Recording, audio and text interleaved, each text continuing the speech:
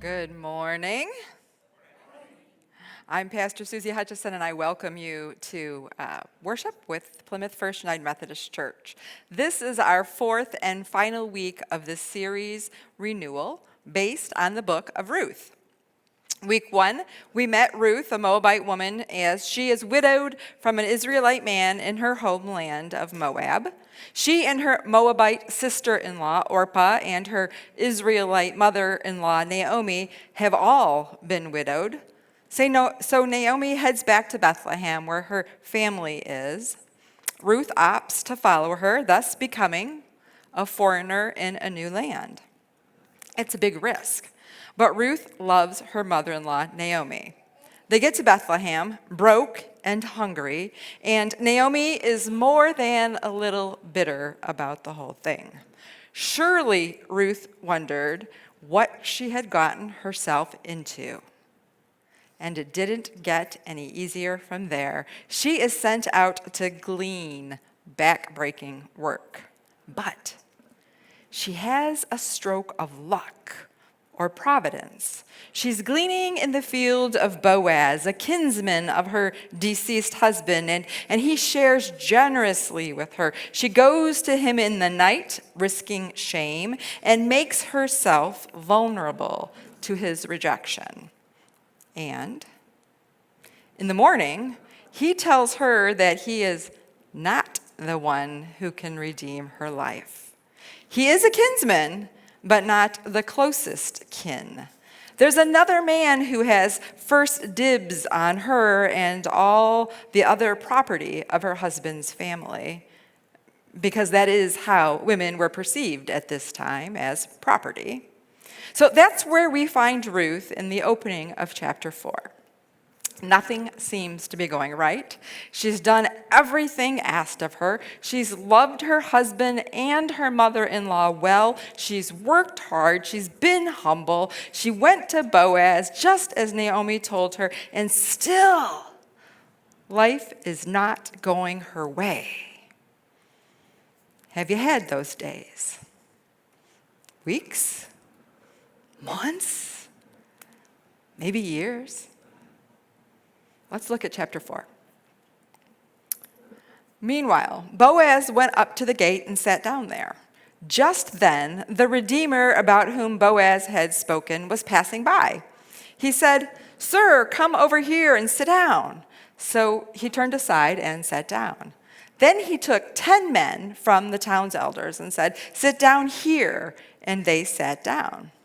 Boaz said to the Redeemer, "Naomi, who has returned from the field of Moab, is selling the portion of the field that belonged to our brother Elimelech," or however you say that name. "I thought that I should let you know and say, buy it in the presence of those sitting here and in the presence of the elders of my people. If you will redeem it, redeem it. But if you won't redeem it, tell me so that I may know. There isn't anyone to redeem it except you, and I'm next in line after you." He replied, "I will redeem it." Then Boaz said, "On the day when you buy the field from Naomi, you also buy Ruth the Moabite, the wife of the dead man, in order to preserve the dead man's name for his inheritance." But the Redeemer replied, "Then I can't redeem it for myself without risking damage to my own inheritance. Redeem it for yourself. You can have my right of redemption, because I'm unable to act as redeemer." Now, in Israel in former times, this was the practice regarding redemption and exchange. To confirm any such matter, a man would take off his sandal and give it to the other person. This was the process of making a transaction binding in Israel. Then the Redeemer said to Boaz, "Buy it for yourself." And he took off his sandal. Boaz announced to the elders and all the people, "Today you are witnesses that I've bought from the hand of Naomi all that belonged to Elimelech, and all that belonged to Chilion and Mahlon, and also Ruth the Moabite, the wife of Mahlon, I've bought to be my wife, to preserve the dead man's name for his inheritance, so the name of the dead man may not be cut off from his brothers or from the gate of his hometown. Today you are witnesses." Then all the people who were at the gate and the elder said, "We are witnesses. May the Lord grant that the woman who is coming into your household be like Rachel and like Leah, both of whom built up the house of Israel. May you be fertile in Ephrathah, and may you preserve a name in Bethlehem. And may your household be like the household of Perez, whom Tamar bore to Judah, through the children that the Lord will give you from this young woman." So Boaz took Ruth, and she became his wife. He was intimate with her, and the Lord let her become pregnant, and she gave birth to a son. The women said to Naomi, "May the Lord be blessed, who today hasn't left you without a redeemer. May his name be proclaimed in Israel. He will restore your life and sustain you in your old age. Your daughter-in-law, who loves you, has given birth to him. She's better for you than 7 sons." Naomi took the child and held him to her breast, and she became his guardian. The neighborhood women gave him a name, saying, "A son has been born to Naomi." They called his name Obed. He became Jesse's father and David's grandfather. These are the generations of Perez. Perez became the father of Hezron, Hezron the father of Ram, Ram the father of Amminadab, Amminadab the father of Nahshon, Nahshon the father of Salmon, Salmon the father of Boaz, Boaz the father of Obed, Obed the father of Jesse, and Jesse the father of David. Ruth faces rejection at the opening of this chapter.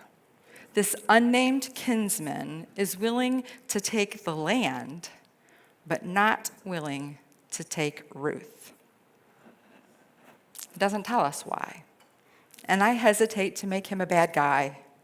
After all, if he was a faithful man, his scripture certainly has plenty to warn against marrying a foreign wife. Ezra 9:12 says, "So now do not give your daughters to their sons, nor take their daughters to your sons." That's a scripture that Naomi ignored when she married her sons to Orpah and Ruth. Deuteronomy 7:3-4 reads, "Don't intermarry with them. Don't give your daughters to one of their sons to marry, and don't take one of their daughters to marry your son, because they will turn your child away from following me so that they end up serving other gods. That will make the Lord's anger burn against you, and he will quickly annihilate you." Now, I'm guessing annihilation was not on this man's bucket list. So he says no to the whole inheritance. Now, if this unnamed man's descendants were the ones who wrote this story, I suspect he'd be the hero of this tale. It would be something like this. A man walked up to Grandpa at the city gates and offered him acres and acres of land. He said, "Yes!" And then that tempter, he said to Grandpa, "You must also take a foreign wife." But Grandpa would not be swayed to forsake the commands of God. He would not forsake God's law for wealth nor for riches. But alas, it is not that family's version of the story that is handed down to us. It's Ruth's family who tells this story. And we know that's important because the last lines of this chapter are spent naming all of Obed's lineage. They wouldn't do that if it wasn't important, right? Obed's, Ruth's son, is the product of a forbidden marriage. King David, the most important king in Jewish history, descends from this unholy union. And by the way, Jesus, the Christ, is a descendant of David, a descendant of the Moabite Ruth. Ruth has had a tough life. She's widowed in her youth. She's worked hard, humbled herself, and then is rejected by that first redeemer. Have you been there before? Have you ever felt like you couldn't handle one more problem, one more rejection, one more failure? And then you got one more. Can you imagine what Ruth is thinking?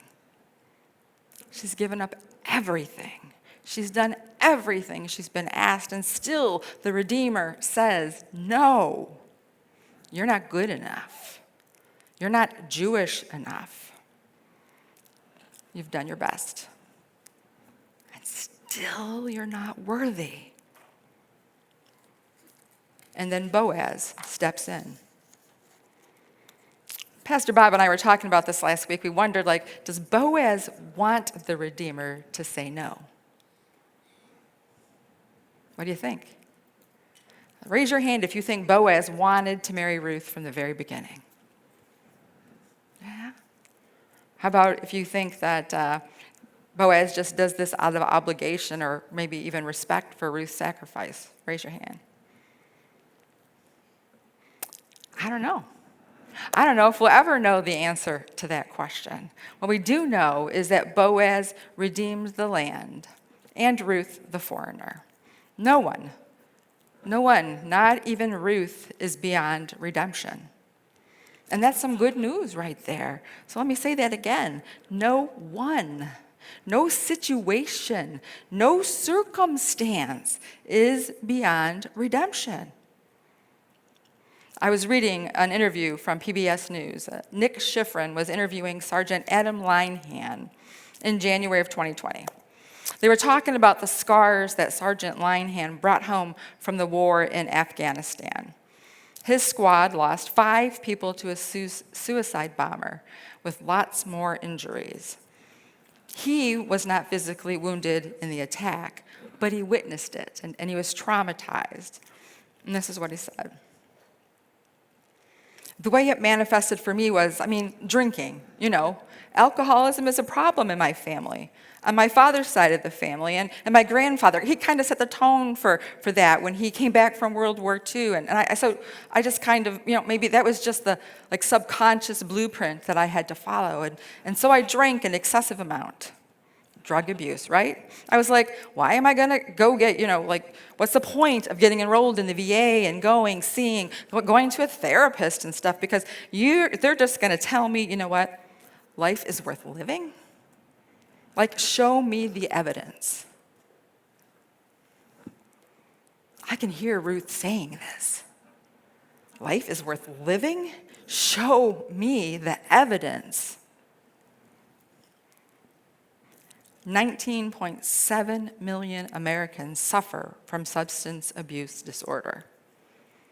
19.7 million. That means I would guess that every single one of you knows someone who is or has been active in a substance use disorder. I know that it has taken years away from people I love. Several have died way too young. A few have spent good chunks of their adult lives incarcerated. But there's a handful who have been able to quit after a couple or a lot of rounds of rehab, after a stint in jail, after a whole lot of lost money, lost relationships, and lost jobs. There are a few who are now living life to the fullest. Sergeant Adam Linehan is a writer now. He writes largely for a publication called Task and Purpose. It's for and about soldiers. He writes about the realities of war and military service. Linehan writes for people who are looking for evidence that life is worth living without ever being asked to deny the inhumanity that they have witnessed. He writes so that soldiers know they are not alone. Sergeant Adam Linehan's suffering is being redeemed. No one is beyond redemption. Are you looking for redemption?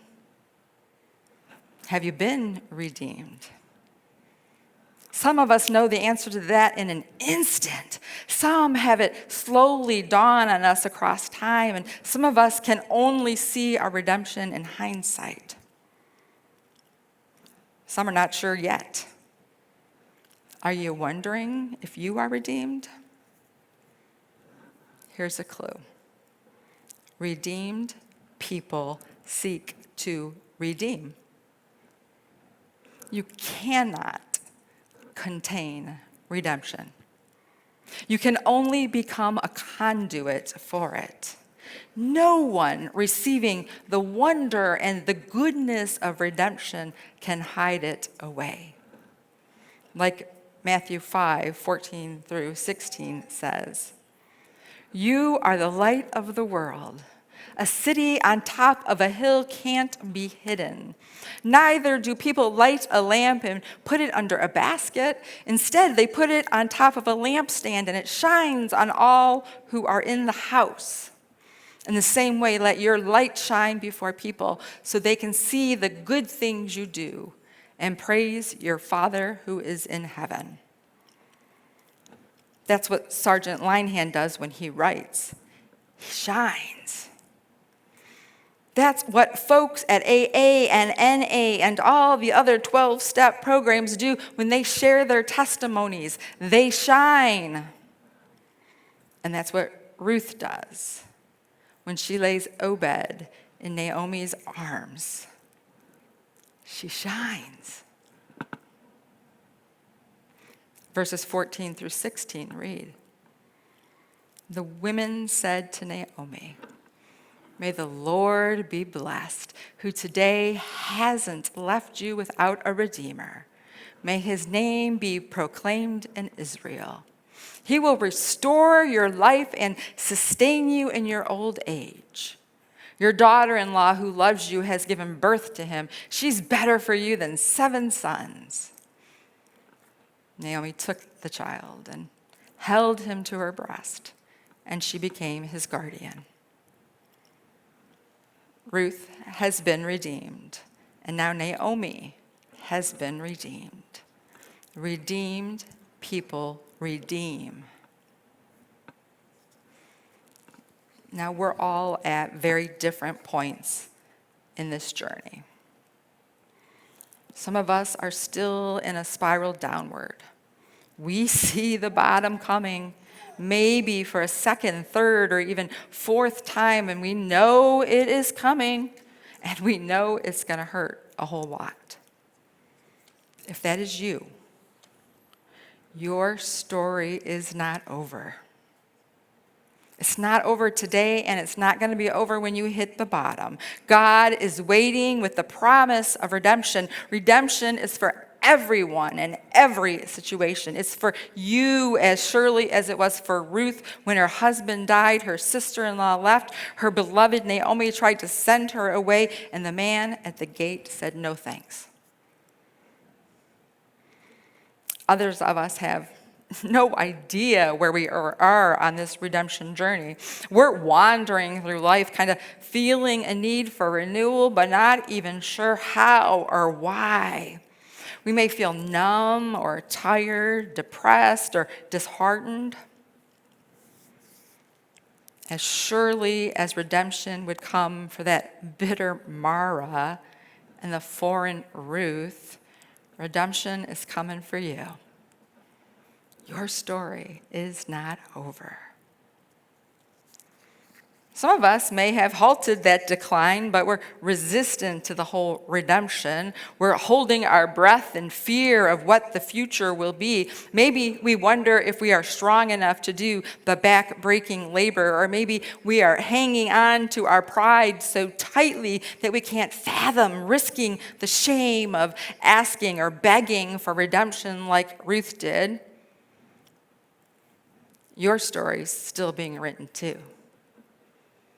Redemption is within your grasp. And some of us are eagerly embracing the redemption that God has worked in the messy places of our life. We've embraced that pain and humility and the hope that is inherent in needing redemption. Some of us actively seek ways to share this redemption with others. We have been freed and we want to be a liberator for those around us. Our lamps stand proudly on top of the lampstand. God's light shines through us, attracting all who seek the light. And we hand that tender, tiny seed of redemption to the next person with a promise that if it is loved and guarded, nurtured and cared for, it may take a while, but it will be like the goodness of King David or the greatness of a Christ child born in a humble manger. Our stories are not over. Our stories are never over. Whatever suffering you are in, God can redeem. Now, let that good news pour out and bless all the people around you.